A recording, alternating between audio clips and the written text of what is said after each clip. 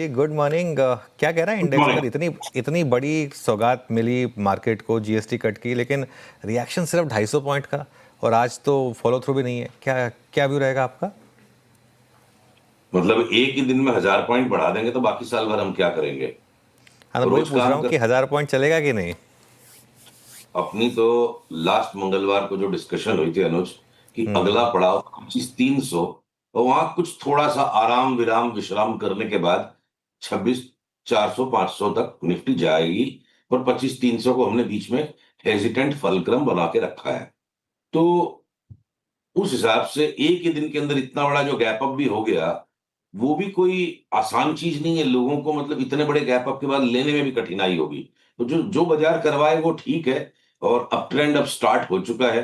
Indian market last पिछले 2 महीनों में बाकी वैश्विक बाजारों के कंपैरिजन में उनके समक्ष अंडर परफॉर्मर रहा है। हमारा करेक्शन थोड़ा ओवर स्ट्रेच था, और एक साथ खबरों के सिलसिले से मार्केट ने जरा फास्ट रिएक्शन दे दिया है। अब रिवर्सल कंफर्म्ड है, अप ट्रेंड स्टार्ट हो चुका है। और कल के सेकंड हाफ से लेकर अब तक में जो पुल बैक बन रहा है, ये लेने का मौका है। इसके अंदर में सिलेक्टिव चीजों की बाइंग की जाए।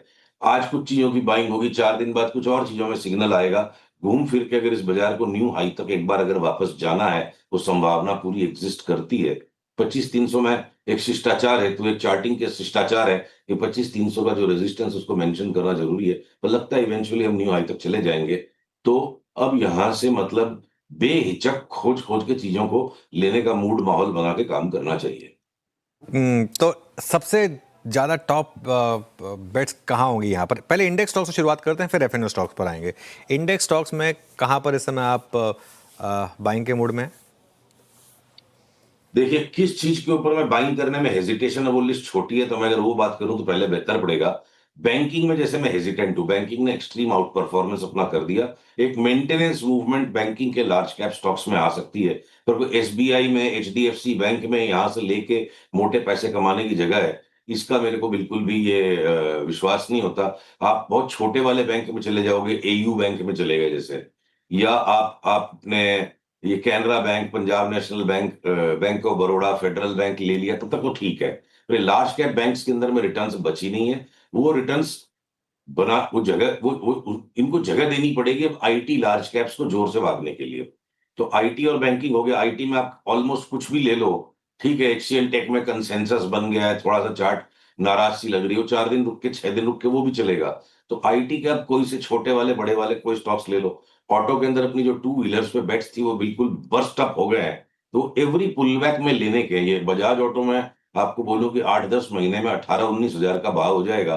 तो वो मैंने, कुछ लोग बड़े ऑफेंडेड हो सकते हैं उससे। तो उस तरह के बड़े जब स्टीप ट्रेंड्स हैं टू व्हीलर्स में, तो कितना ही भाव बढ़ गया, हर पुल बैक में उनको लेना है। टाटा मोटर्स ने अभी तक चाल ही नहीं शुरू की है। मारुति ठीक एक्सप्लोड करता चला गया है बिल्कुल।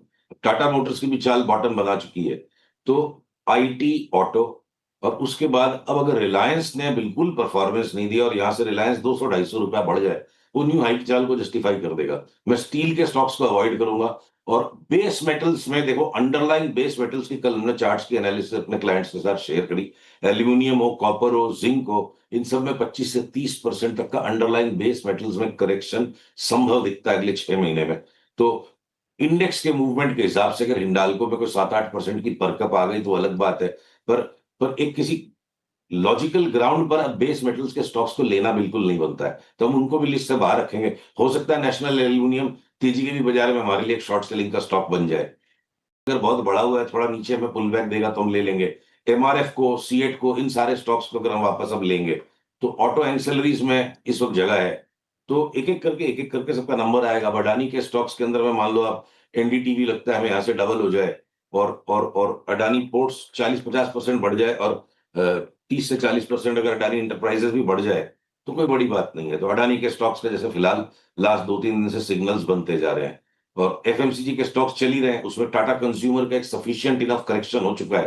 तो टाटा कंज्यूमर को हम एट सम पॉइंट 2-4 दिन में कभी भी बाई का सिग्नल आए तो वापस टाटा कंज्यूमर को 30% की तेजी के लिए लेने के इंतजार में, सिग्नल में भी समय है। बिल्कुल। कैश मार्केट के कुछ स्टॉक्स जो आपको अच्छे लग रहे हो इस समय, सुशील जी, जहां पर आप बाइंग कर रहे हैं? कैश के स्टॉक्स में भी अनुज शायद अगले वीक तक नंबर आएगा। देखिए क्या है ना, रकम सीमित है और मानसिक क्षमता भी सीमित है।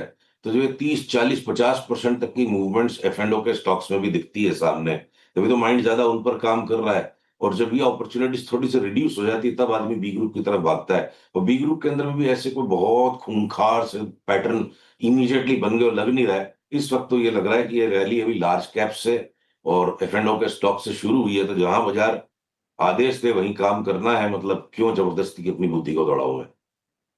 अच्छा, ये कल जो रैली हुई उसमें एक और पार्टिसिपेशन था ये एसी स्टॉक्स का, Voltas, Havells, blue star, PG Electroplast जो कंपोनेंट प्रोवाइड करती है।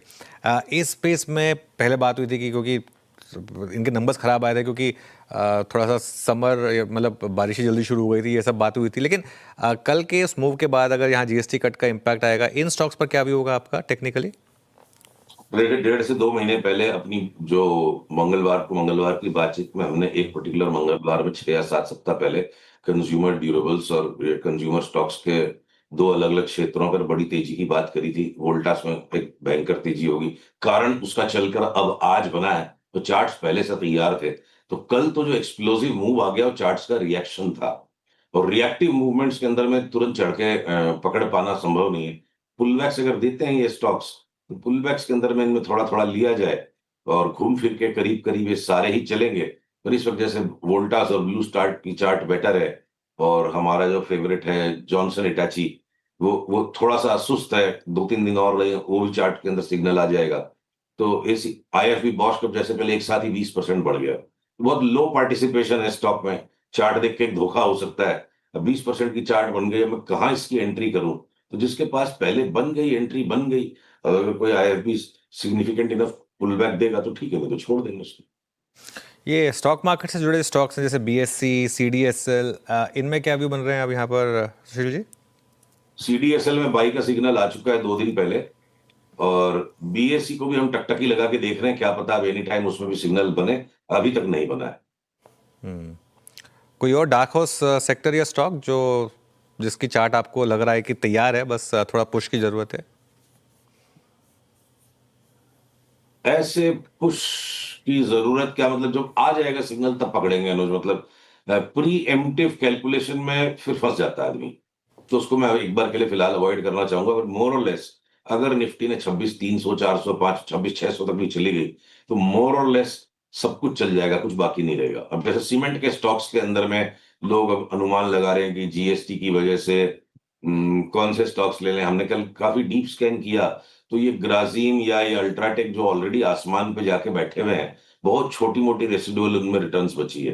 पर अगर ये एसीसी जो 6 महीने के लो पे और 12 महीने के लो पे है, अब अडानी स्टॉक्स भी सारे भागेंगे। और अगर सीमेंट भी चलता है और साथ में एसीसी की जैसी चार्ट है, तो कोई भी वजह से अगर एसीसी नहीं चला और उसके लिए लोगों ने उसको थोड़ा पराया सा किया हुआ है कि उसको हाथ नहीं लगाना है, तो वो चार्ट मेरे को सबसे आकर्षक लगती है। एसीसी डबल हो जाए, गुजरात अंबुजा सीमेंट यहाँ से 75% बढ़ जाए और बाकी कुछ सीमेंट के स्टॉक्स में 25, 30, 40% तक की जगह दिखती है। तो एक सीमेंट का सेक्टर ऐसा है कि जीएसटी काउंसिल की मीटिंग तो होते होते सितंबर हो जाएगा। तो भाव से एसीसी यहाँ ठीक लगता है लेना। पूरा का पूरा सीमेंट सेक्टर मेरे को लगता नहीं है लेना चाहिए। ऑलराइट, शुक्रिया सुशील जी बहुत बहुत आज हमारे साथ जुड़ने के लिए। अगले ट्यूसडे को फिर बात करेंगे आपसे। फिलहाल के लिए इस शो को यहीं समेटेंगे। मार्केट डे हाई की तरफ बढ़ता हुआ, निफ्टी अब 24